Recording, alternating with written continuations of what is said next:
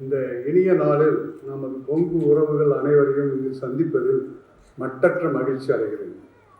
வரவேற்புரை ஆற்றிய டி. ராஜ்குமார் முன்னிலை வைத்துக் கொண்டிருக்கும் இந்துஸ்தான் கல்வி குடும்பங்களின் அறங்காவலர் சரஸ்வதி கண்ணையன் அவர்கள், இளைஞர்களின் முன்மாதிரியாக தெரிந்து கொண்டிருக்கும் IPS அதிகாரி பாரி அவர்கள், நமது நிகழ்ச்சிக்காகவே அமெரிக்காவிலிருந்து வந்திருக்கும் குமாரசாமி செல்வம் அவர்கள், மேலும் நான் இந்த நிகழ்ச்சிக்கு வருவதற்கு மிக முக்கியமாக காரணமாக இருந்த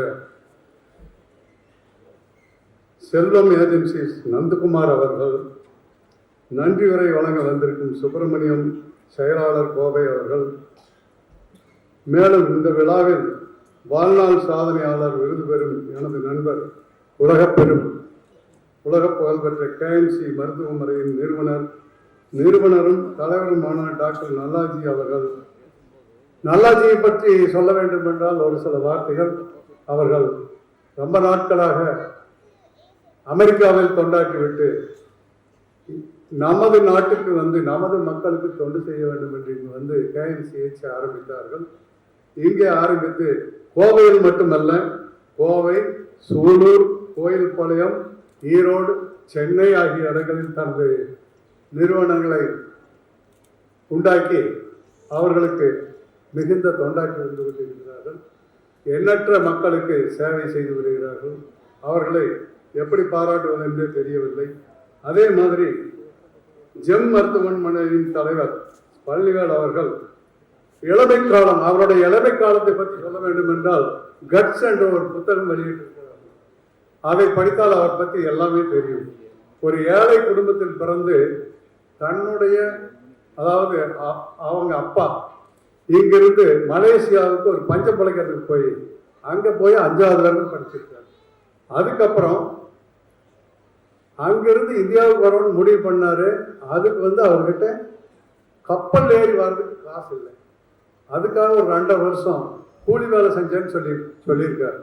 அங்கிருந்து 2.5 வருஷத்துக்கு அப்புறம் இங்கே வந்து ரொம்ப கஷ்டப்பட்டு 8th ஸ்டாண்டர்டில் ஒரு வாத்தியாரோட மூலியமா, அவரோட சலுகை மூலியமா 8th ஸ்டாண்டர்டில் சேர்ந்து 12th படிக்கும்போது அங்கே ஒரு பிரச்சனை வந்து அதையும் ஷார்ட் அவுட் பண்ணி அதுக்கப்புறம் MBBS படித்து மாபெரும் தொண்டாட்டி கொண்டு இருக்கிறார். அவருடைய இளம காலங்கள் எல்லாம் எப்படி பாராட்டுறதுன்னே தெரியல.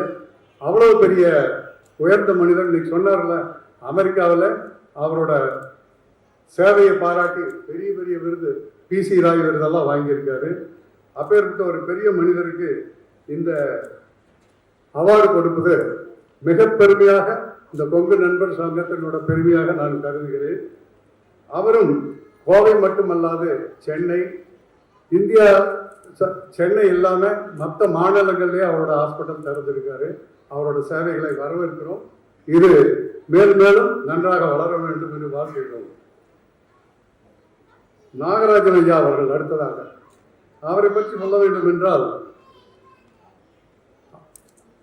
83,000 ரூபா முதலீட்டில் அவர் ஆரம்பிச்சேன்னு சொல்லியிருக்காரு. வெறும் 83,000 ரூபாயில் ஆரம்பித்த அந்த தொழில் எனக்கு பல்லாயிரம் கோடிகளை தாண்டி பற்று வரவு செய்து கொண்டு இருக்கிறார்கள். அவரோட தொழில் மட்டுமல்லாது மற்ற சோசியல் சர்வீஸில் அவரோட ஈடுபாடு வந்து சொல்லி மாறாது. நாங்கள் இப்போ பார்த்தீங்கன்னா இந்த வேஷ்டி அப்படிங்கிறது வந்து ஒரு காலத்தில் இந்த 5 ஸ்டார் ஹோட்டல் போனால் யாரும் அலோவ் பண்ண மாட்டாங்க. பேண்ட் ஷர்ட் போட்டு போனால் தான் அலோவ் பண்ணுவாங்க. அந்த மாதிரி ஒரு பொசிஷனில் அந்த வேஷ்டியை எல்லா இடத்துலையும் புக வச்சது அவரோட சாதனை. ஒரு கல்யாணம், ஒரு பொங்கல், தீபாவளி இதெல்லாம் வந்தால் அவரோட அந்த ராமராஜ் காட்டனோட வேஷ்டி சட்டை அணியாத குழந்தைகளோ பெரியவங்களோ யாருமே இல்லைன்னு சொல்லணும்.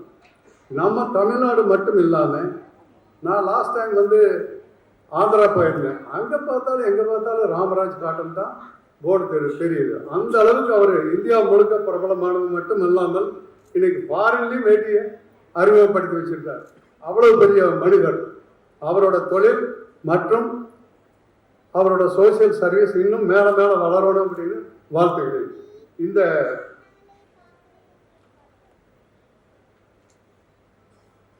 கொங்கு சுடர் விருது பெரும் ஐஸ்வர்யா ஐஸ்வர்யா மையத்தின் டாக்டர் சந்திரலேகா அவர்களுக்கு இன்னைக்கு பார்த்தீங்கன்னா இந்த குழந்தை இல்லாத தம்பதிகள் மிக அதிகமாகி கொண்டுட்டு இருக்காங்க. இன்னைக்கு பொசிஷன்ல வந்து அதாவது நிறைய சம்பாதிக்கலாம், என்னென்னமோ பண்ணலாம். வீட்டுக்கு வந்து என்ன இருக்கு, ஒரு குழந்தை செல்வம் இல்லைன்னா நம்ம யாருக்கிட்ட பேசுறது? ஹஸ்பண்ட் அண்ட் ஒய்ஃப் இருக்காங்க, பேரண்ட்ஸ் இருந்தாங்கன்னா அவங்ககிட்ட மூஞ்சி தான் பார்த்துட்டு இருக்க ஒரு மொழியா. இன்னைக்கு கூட என்னுடைய பேரனோட பையன் எங்கள் வீட்டுக்கு வந்திருந்தாங்க மத்தியானம். அவனை சுற்றி ஒரு 10 பேர் சுற்றி கொஞ்சம் விளையாடிட்டு இருக்காங்க.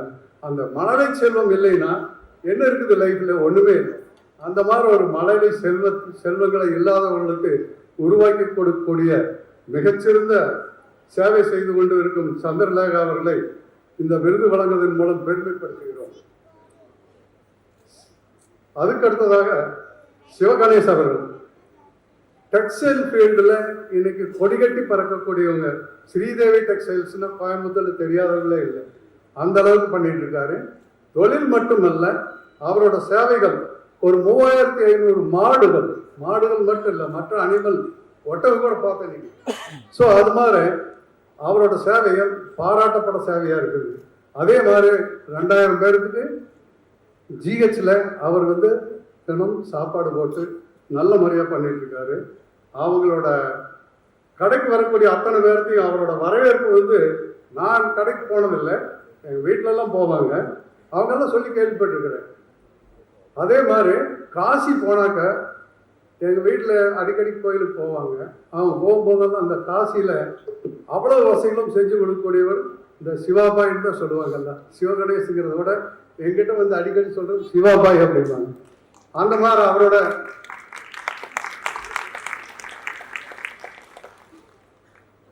அவரை எப்படி பாராட்டுறதுன்னு தெரியல. இந்த விருது மூலியமா பாராட்டுறதுக்கு ரொம்ப தகுதி உடையவர். ரொம்ப சந்தோஷமா இருக்கு. பிரியா சதீஷ் என்னுடைய மகள்னு சொல்லாமா மருமகள்னு சொன்னாலும் எனக்கு தெரியாது. பட் ரொம்ப அருமையான பொண்ணு. ஒரு 25,000 மாணவர்களை வச்சு நடத்திட்டு இருக்காங்க. வெரி டேலண்டட், எக்ஸலண்டா அந்த கல்லூரி நிர்வாகம் ஒரு சின்ன வயசுல இருந்து நிர்வாகம் பழகி இன்னைக்கு ரொம்ப அருமையாக நடத்திட்டு இருக்காங்க. இதே சென்ற ஆண்டு நம்ம ரமேஷ் பாலா சார்லாம் இருக்காங்க, அவங்க மூலியமா சென்னையில் அவங்க அம்மாவுக்கு நான் விருது கொடுத்தேன். சரஸ்வதி கண்ணையனா அவங்களுக்கு நான் விருது கொடுத்தேன். இன்னைக்கு அவங்க மகளுக்கு கொடுக்குற ஒரு சந்தோஷமான நிகழ்ச்சி, ரொம்ப ஹாப்பியாக இருக்கு. அதே மாதிரி ரெட் டாக்ஸி ஒரு காலத்தில் ஒரு 12 மணிக்கோ 1 மணிக்கோ 2 மணிக்கோ ஒரு ரயில்வே ஸ்டேஷன்லையோ ஏர்போர்ட்லேயோ போய் இறங்கணும்னா அங்கே ஒன்று கார் வசதி இருக்கிறவங்க அவங்க கூட டிரைவர் எல்லாத்துக்கும் வரமாட்டான், கொண்டு வர முடியாது. அந்த அன்னைக்கு அதுக்கெல்லாம் உண்டான ஏற்பாடுகள்லாம் பண்ணிட்டு போகணும். வசதி இல்லாதவங்க ஒரு டாக்ஸியோ ஆட்டோவுக்கோ மணிக்கணக்கில் காத்திருக்க வேண்டியது இருக்குது. காத்திருந்தாலும் கூட அவங்க வந்து ரைட் டைமில் கொண்டு போய் அங்கே டெலிவரி பண்ணுறாங்களா, ரைட் டைமில் அவங்க பாதுகாப்பெல்லாம் கொண்டு போகிறாங்களாங்கிறதெல்லாம் சந்தேகமாக இருந்தது. அதையெல்லாம் எராடிகேட் பண்ணி இன்னைக்கு வந்து இந்த ரெட் டாக்ஸிங்கிறது மூலிமா அவர் ஒரு மிக பெரும் சாதனை செய்து கொண்டு இருக்கார். அவரை இந்த அவார்டு மூலம் பெருமைப்படுத்துகிறோம். ஸோ அதே மாதிரி இங்கே நம்மிடையே அமர்ந்திருக்கும் பாலா சார், ரமேஷ் மற்றும் நம்ம பாலண்ண தெரியுங்க, ஸ்கை சுந்தர்ராஜ் அண்ணன், ராஜா ஆறுமுக அண்ணன், ராஜா, நம்ம அன்பரசு அண்ணன், மாதேஸ்வர அண்ணன், இது மாதிரி இன்னும் மிகப்பெரிய ஜாம்பவான்கள்லாம் இங்கே இருக்கீங்க. ரொம்ப சந்தோஷமா இருக்குது. ஒரு காலத்தில் பார்த்தீங்கன்னா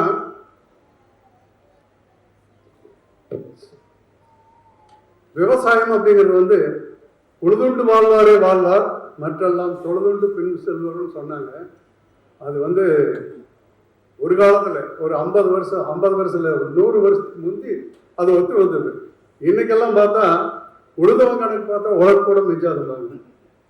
அதனால தான் நம்ம மக்கள் எல்லாருமே வேற வேற தொழிலுக்கு, படிப்பு, தொழில், இந்த மாதிரி எல்லாத்துலேயும் மேலே வந்துட்டு இருக்காங்க. ரொம்ப சந்தோஷமா இருக்குது. ஒன்று, யாரும் வந்து பூமியை விட்டுட்டு வந்துட வேண்டாங்க. இன்னைக்கு வந்து இடவலையில எப்படி இருக்குது உங்களுக்கு எல்லாத்துக்குமே தெரியும். இன்னைக்கு ஒரு ஏக்கர் இடம் இருந்தால் போதும் அவர் கோடீஸ்வரன். எந்த இடத்துல இன்னைக்கு வந்து டவுன்லேயே இருக்கணுங்கிற அவசியம் இல்லை. எந்த இடத்துல இருந்தாலும் ஒரு பட்டிக்காட்டில் இருந்தாலுமே இன்னைக்கு ஒரு ஏக்கர் வாங்குறதுங்கிறது 1 கோடி ரூபாய்க்கு மேலே விலையாகி போச்சு. அதனால இந்த தோட்டங்காட்டுகளையெல்லாம் அப்படியே வச்சிருங்க. அதில் வறுபடி இல்லாட்டி பரவாயில்ல, வரக்காடாக இருந்தாலும் பரவாயில்ல, ஆடு மாடு மேய்ச்சிட்டு இருந்தாலும் பரவாயில்ல, அதை வச்சுருந்தீங்கன்னா கண்டிப்பாக நமக்கு வந்து ஒரு சப்போர்ட்டாக இருக்கும். இளைஞர்கள் மேலே மேலே முன்னேறணும். இப்போ நாங்கள்லாம் பார்த்தீங்கன்னா எங்களுக்கெல்லாம் ஓரளவுக்கு ரிட்டையர்மெண்ட்டு இதெல்லாம் தாண்டி மேலே வந்துட்டோம். இருந்தாலும் பின்னாடி வரக்கூடியவங்களுக்கெல்லாம் சப்போர்ட் பண்ணணும். ரொம்ப சப்போர்ட் பண்ணுறோம். இளைஞர்கள் வந்து மேலே மேலே முன்னேறி நமது சமுதாயத்தை மேலே கொண்டு வரணும் அப்படிங்கிறது என்னுடைய ஆசைகள். கண்டிப்பாக அதெல்லாம் நிறைவேறும் என்று நினைக்கிறேன். இந்த விழாவுக்கு வந்திருக்கும் அனைவருக்கும் எனது இனிய மாலை வணக்கத்தை தெரிவித்துக் கொள்கிறேன். நன்றி, வணக்கம்.